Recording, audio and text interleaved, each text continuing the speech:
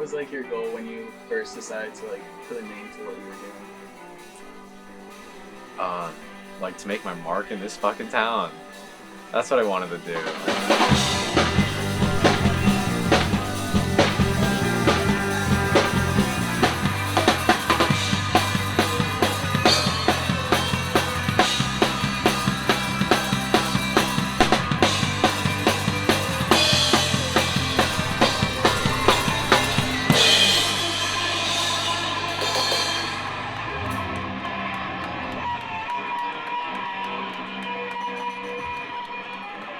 The first show that I threw myself that I can remember as far back was probably like at one of my old houses that I used to live at with a friend of mine named Kai. My roommate, I actually met probably like at a show or something like that, and we always thought like, yeah, if we lived together, we would definitely have a space to throw a show. Like it was a mutual understanding. That was just kind of unspoken, but as soon as we like signed the lease and saw like the space and knew that there was potential there, you know, it was set sailing from there. And we used to throw shows in our garage and called it the Red Light. And it's really close to here too. We got cops calling us all the time because that's just how it goes, you know. It's never fun when the cops show up, you know. But at the same time, I'm thinking like, wow, this is a real party, because it's not a real party till the cops show up, right? That's how I like to think about it, you know. A lot of crazy memories from there. But it was the first like house venue that I lived at with my friend Kai, and she did a lot of the booking, and I was always about like, yeah, let's throw a show, let's throw a party. But that had to have been like the first show that I was a part of because I just lived there, you know. Some of them come and go. A lot of them are places that are maybe for rent or that people are just renting out, so they don't exist very long. The Red Light, eventually I stopped living there because my lease was up, and it was a really sad day because I really missed that spot. I think about it all the time. I pass it, think about all the crazy parties we threw there, but probably too many to count, honestly. Some of them come and go, but the ones that I started throwing under Liquid Love was at first Boss House, and then what was the next one? Bike House. I remember throwing a few shows at Bike House. There's Old House not far from here. There's Friendship's Garden that we just had a show at. There was the You're In House, not Urine House, but You're In House around like Ewart area. There was only one show there before my friend moved away. So that's like 5. I think there's like a couple more, but I can't really remind, or I can't really remember them right now. So more than 5. Oh man, when it's show day, it's on like any other day. It's a very special day. It's a sacred day. I try to make the most out of those days. You know what I mean? An ideal show day would be, it would start with the night before and making sure I get enough sleep to function. On the day of a show, I like to go around wherever I put up my flyers and take them down, because I'll be selling them at the show as memorabilia. And while that's happening, I would always like to have a next flyer for the next show always in mind and print it out to replace that one. So on top of it being something that I'm really much looking forward to, it also makes me feel like I'm progressing in some kind of way. Or like, it's different when I take down a flyer and I'm not able to put one in place of it, because that reminds me that like, oh shit, I have to do this, or I should be doing this, or I should be replacing this or something, you know. It depends how much work and how much prep had gone into that show. Like if everything is in place, if the sound system's in place, if the bevies are in place and already at the venue, then like that's half the game right there.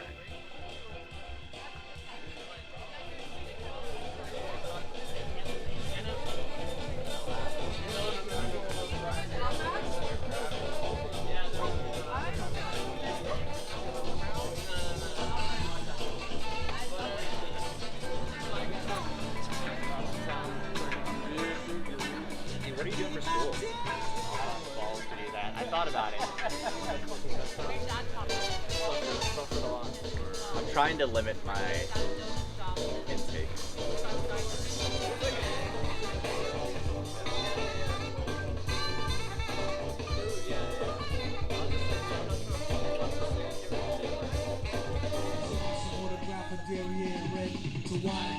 Yardbird takes like 5-toed turn mother. Take pride in cold words. Crooked eye mode, no people to hold. Yeah. The monitor, and that one is this red knob here for all of What about me sounding right, ladies and gentlemen? So these are the main. Mic check. 1, 2. Tell me if you can hear me. Check. 1, 2.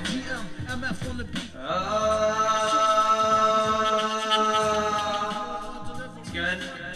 I'm bringing to y'all motherfuckers, master yours, my disaster cause, hell and gas drawers. The super villain cooler than a million, I'll be chilling still quick to slide. I like to have a lot of leisure time during show day because sometimes it can be stressful, obviously, and I like to cope with that in many different ways. I'll probably meet up with a friend, tell them how excited I am about the show, tell them, hey, you should go to the show, you know, I'm trying to tell everyone that I come across. Oh, you're not busy, you should go to my show. You know what I mean? But I'll definitely enjoy myself and probably have a brew, maybe have some smoke, because it's show day. Yeah, I'm going into work, some might say. Honestly, a lot of the bands that I have booked, I've known for a lot of years because I've been playing with some of those bands for a long time, like more than 5 years, and they're still around. Some of them aren't here anymore, but the ones that are here, if they haven't been formed in the past like few years or so, I feel like I would know them at least, or like recognize their name. And a lot of people that are in bands maybe have like side bands that have also been around for a long time. But some of them will reach out to me. Some of them are side bands of bands that I've booked. One of them being like Bill, or like Blonde Gentleman, or Movie Props. And I love supporting those bands because maybe they're not as well known, and I think that they deserve to be like. I love helping people like pursue their passion, not only like as someone who's a band member in a band, but maybe their own endeavors with their own band, you know, to maybe give them a spotlight. Some people will email me if they're looking to like book something and they're out of state, or someone's agent will reach out to me and ask me like, hey, can you book this band from out of town? So there's a variety of different ways that I go about what I do.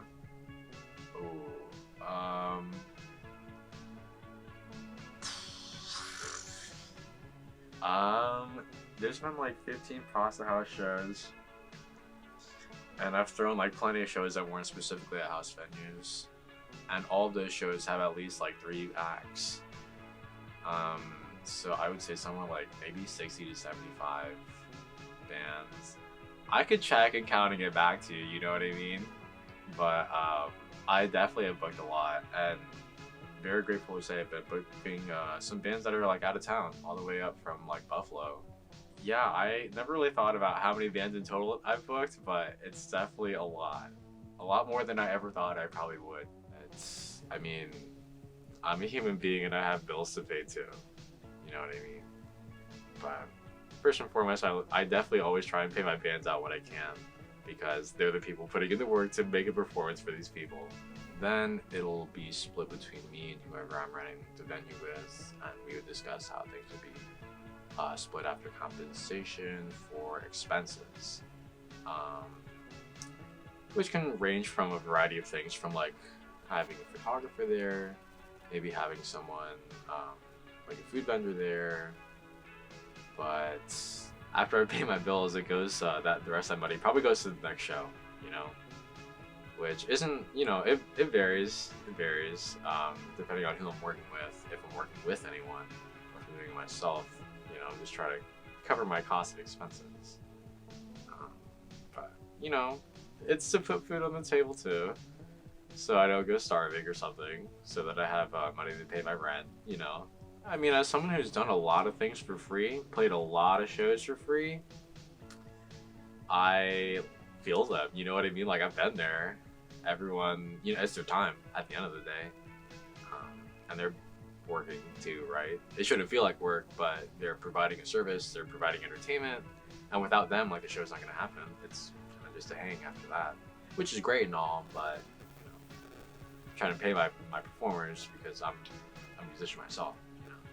I was trying to maybe do something that was really close to what Red Light was, and it was just to create a space, a community of people that were like-minded and just wanted to have a good mellow time to let loose and maybe mingle, forget about the rest of the fucking world for a few hours and have a good time. Oh man, they're the best. Most of them are the best. They're really sweet people. Some of them, you get to know them and you probably make a decision that it's probably best for them not to be at a show because maybe they make someone feel uncomfortable or whatever. But most people are really, really nice. I actually know of someone who told me that they're now seeing someone that they met at one of my shows. So that just warms my heart to hear that someone fell in love at a show, because I don't know, that's romantic. At least like once I'll like walk out to the street and just look around, see the whole fucking block just, full of cars just lined up, like something's going on. Or like if I ever go use the bathroom or something and I'll walk out and see an entire wave of people. That'll always be fun too. But most of the time I'm sitting at the front table saying hello to people and getting them anything and everything that they might need. Yeah, I love the people that go to my shows too. All of them. Huge personalities. Absolute characters. Yeah, it's a ball and a half. I love seeing those people. They're like family. Yeah, some people say that Tampa's a big city, but like once you hang around the same spots for long enough, you realize very quickly that it's a very small city. Everyone eventually realizes that, oh, you know this person? Yeah, they know this person. Oh, okay, yeah. So that's how I see it. Well, I'm always trying to make friends, you know what I mean? That's just my nature. Thank you. Thanks everyone for coming out to the Pop House anniversary. I really appreciate it. I like to start these things off with a nice welcome hello. Thank you so kindly for coming out, celebrating 1 year. Happy anniversary, everyone. Happy anniversary. Yeah, time flies when you're having fun, huh? I'll tell you. If anyone needs anything at all, I'm sitting at the table. Say hello. Thank you so very kindly for coming out. Thank you for Mayor Fisher for kicking things off. And I hope everyone has a lovely evening. Thank you so very much.